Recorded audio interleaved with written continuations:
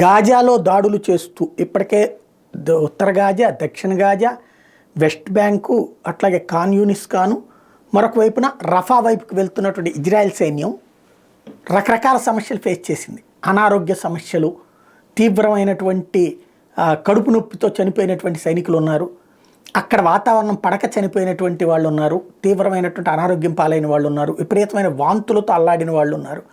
ఇవన్నీ సమస్యలతో కొంతమందిని వెనక్కి పిలిపించేసి వాళ్ళకి ట్రీట్మెంట్ ఇప్పిస్తున్నటువంటి పరిస్థితి ఉంది. కొంతమంది సైకలాజికల్గా డిస్టర్బ్ అయిన వాళ్ళు ఉన్నారు. వాళ్ళకి ఓ పక్కన ట్రీట్మెంట్ ఇప్పిస్తున్నది ఇజ్రాయెల్ ప్రభుత్వం. అయితే కొత్తగా ఇంకొక సమస్య వచ్చింది.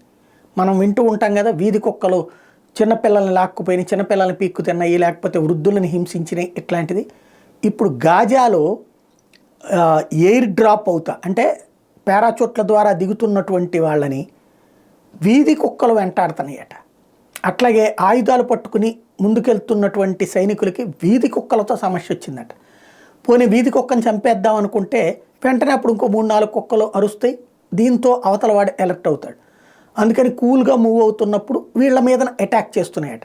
అంటే వీళ్ళు బయట నుంచి వచ్చిన వాళ్ళు కదా, కాబట్టి వీళ్ళ మీద అటాక్ చేస్తున్నాయట. దీని వలన కుక్కలుగా కాట్లతో ఇబ్బంది పడుతున్నటువంటి పరిస్థితి. అదేదో అంటారు కదా, ఎంత బతికి ఇంటి వెనకాల తెచ్చినట్టు చివరికి కుక్క కాటుకి బలవుతున్నాం అంటూ కంప్లైంట్లు పెడతా ఏం చేయమంటారు అని సైనిక నాయకత్వాన్ని అడుగుతున్నారు ఇజ్రాయెల్ సైన్యం.